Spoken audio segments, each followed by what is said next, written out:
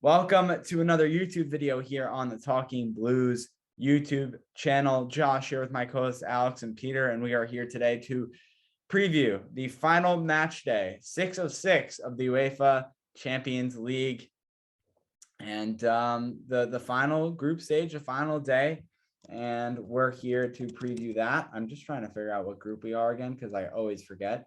We're in Group H, so that's the final match. For Group H, for everyone watching, it's going to be at 12:45 where we are EST. That is 5:45 for everyone watching in the UK. Chelsea Zenit, if anyone didn't remember. The percentage chances, according to my handy dandy Google, is, what is that, 85-15. The Chelsea Blues, no, 63% for Chelsea. It's very blue on Google there. 22% draw and 15% for Zenit victory. Chelsea right now do sit in first in the group with 12 points, and then Juventus also have 12 points, but they sit in second with the goal differential being 9-3, and then Zenit in third with 4 points in there as well. But although Zenit might not be so good in this group, they are really good right now in the Russian Premier League, sitting in first with 37 points, ahead of our friends that we remember from last season, Krasnodar, at third in that table. So for anyone who remembers them from last year, we were able to easily win that group. So hopefully it's the same, although we got Juventus now. So a little bit of a different story. Although, am I jinxing it if I'm saying that Chelsea easily kind of have this win of the group in hand? Or am I crazy for saying that? First of all, co-host, how are you guys? And then you can answer the second half of that question. I'm doing well. You know, I'm a firm believer in jinxes as my 3-0 score prediction every single time. I believe that's a positive jinx, but I may be a believer in jinxes, but I do think there are some things that are too easily predictable to jinx, like this. I think as long as we don't play very, very, very, very, very bad, I think we should be able to get a win. Obviously, Zenit, like you said, they're first in the Russian league, known powerhouse league, by the way. Super great. They're obviously on the level of us, totally, for sure. But no, I mean, it's a game we should be winning. But, you know, with a bunch of our midfielders out, obviously, we don't really have many options in there. I don't want to spoil anything from our my lineup prediction, but I mean, with the midfield I have predicted, you never know what could happen. So maybe you did just jinx it. Let's hope not, Peter. Let's hope not. But yeah, I think as long as we win the game, obviously we'll be top of the group because I don't think Juventus are going to win 7-0. So I think we just need to get in there, take the points. Let's go. And well, let's go. Yeah, I mean, obviously you have to get back on the plane to England, but let's go figuratively. And go home and hopefully get back on track in the Premier League as well. But yeah, it's important that we get this win. And for some of these players that are lower on confidence, and it's important that they put in a good shift here tomorrow when we're recording this, or today. I mean, depending on when you're listening to this, I'm not gonna say a time. And Peter, you kind of took that spot, stating that our midfield is very nicked up right now. So we have Mateo Kovacic a day after returning to training. He tests positive for COVID-19, and that's a major setback for the midfielder there. So that's very much unfortunate for him.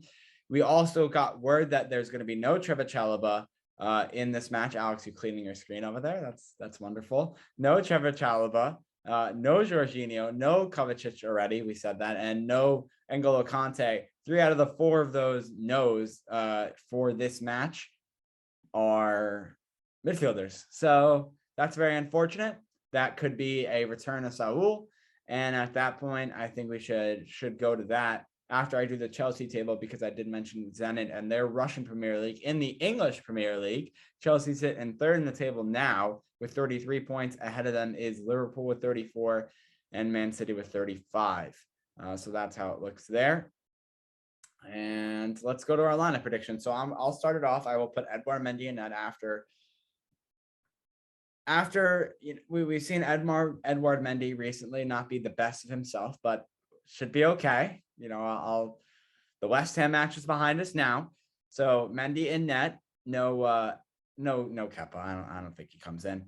And then the back line: Christensen, Rudiger, and Silva.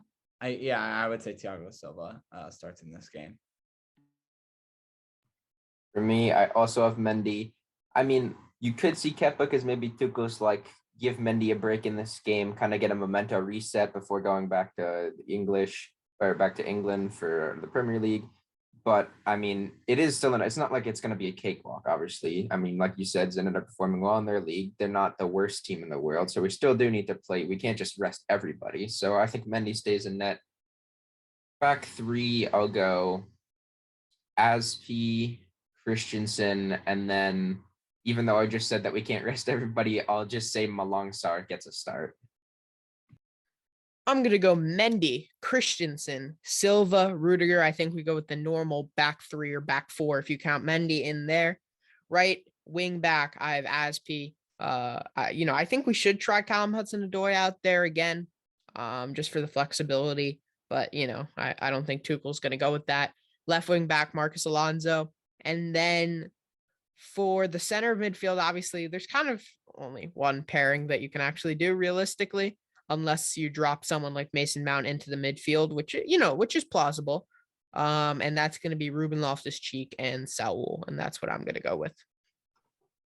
Yeah, I agree. I'm going to go a little crazy here. I'm going to try and resist getting a Marcus Alonso start by putting, I'm not going to say who, but most likely Reece James at left wing back. It's insane. I know. I'm getting it here. Wait, let me put it in the gallery view. I'm getting the looks from the other co-host here. I'm getting the nose, the shaking his head from Peter. I don't know if it's more because of Alex is going away from the screen or just me. But I'm going to have Reece James at left wing back. It's insane. I know. Then Asby at right wing back and Loftus-Cheek and Saul there in the midfield. And then I guess I'll wait. Peter, you can go on your midfield. Thank you. As much as I also want to not give Alonso a start, we're not putting Reece James at left wing back. The plausible thing I could see happening if Tuchel really has just been that fed up with Alonso's performances, would Christian Pulisic would drop into left wing back. He's played wing back a couple times. I could see that possibly happening. I don't think it will. I think Alonso stays in there. Midfield, I mean, if I'm talking about a crazy suggestion for every position, I might as well say one here. Reece James could play it in the midfield, switch it up a tiny bit. He obviously played there before he was with Chelsea. He was on loan at Derby. He played there a couple times, kind of like Chalobah, how he went into the midfield a bit 2 games ago now, I think, before he got injured.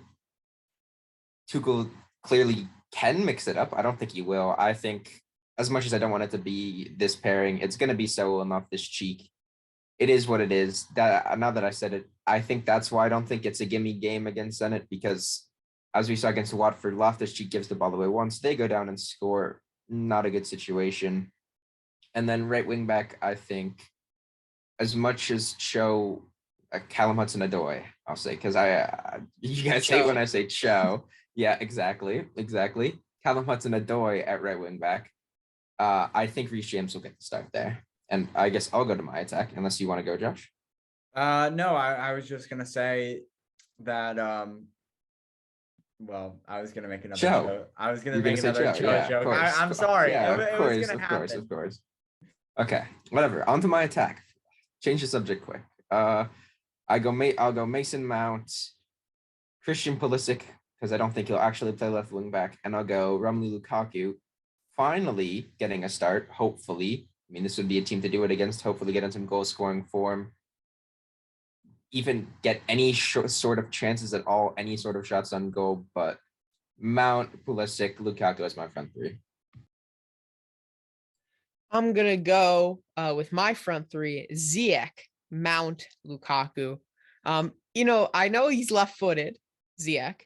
Could he possibly play left wing back? Next on, That's what Josh is gonna put there next at left wing back. I think he might put Kepa at left wing back next episode. Lukaku left wing back. Lukaku. Ooh. I mean, he's left-footed. Why not? Mm-hmm. Just joking, Josh. Not And finding any of this amusing. yeah, I know, but Peter and I are, so we're enjoying It's ourselves. a bit of karma for the show. Okay, it's fair. It all evens out. See, no one can make fun of any. I was gonna say, if Alex is gonna say no one can make fun of my decisions, we can definitely go on a long decision starting with that background. Well, I'm also fuzzing up right now, so that's. I was about to say, what's that camera action going on there? I don't know. I was trying to fix it so that I don't. Oh my god, I literally look like a mush right now. But yeah, you could go on, so you don't have to see my camera anymore. All right, yeah, let me switch it to speaker view, so it's just me, and then hopefully Alex's camera focuses up in a little bit. But by the time he goes to his front three, hopefully it's all good. Mount, Ziyech, Lukaku, my front three. If you're gonna make fun of that, you can go ahead and do so now. But Alex, you're up. Well, I already did my front three. Oh, you did? You were able to fit it in? Yeah, so I'll go score prediction. I'll go score prediction. Blurry, okay. Score prediction. I'm going 1-0 Chelsea win. 1. And Lukaku scores it. Peter, you go. I mean, I was gonna leave mine for last because I was gonna be extra surprising. 3-0 win.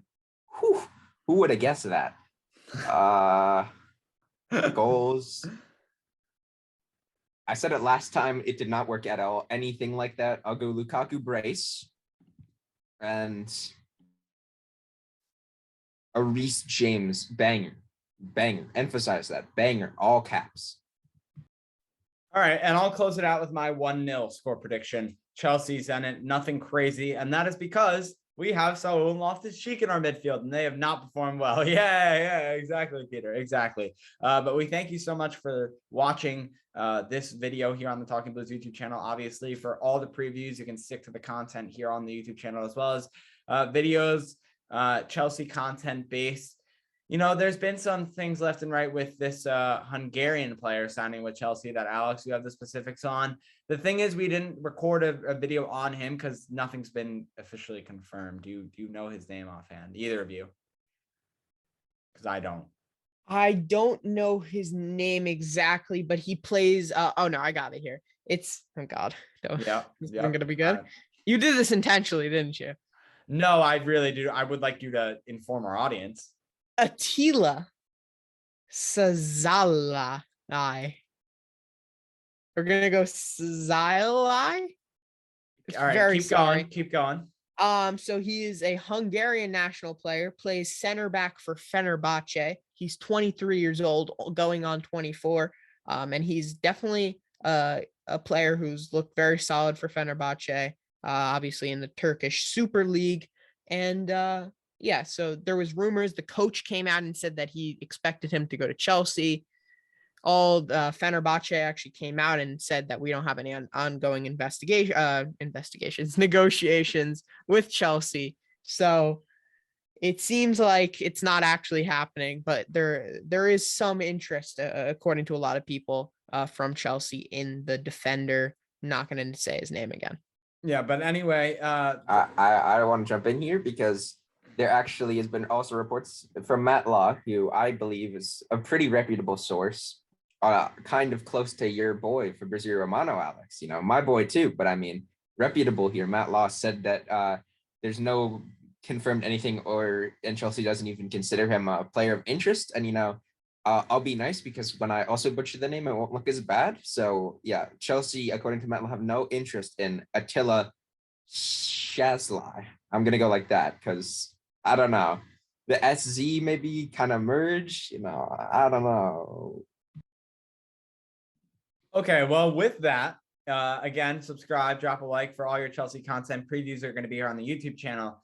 Recaps and all other podcasts that we go on the Talking Blues podcast will either be here or all the platforms you can listen. How can I find all the platforms to listen? You can search up Talking Blues, a Chelsea FC podcast, on Apple Podcasts, Spotify, bunch of other places. You can find those places on chipandstudios.com/talkingblues. That's chipandstudios.com/talkingblues. And that's where all the links are.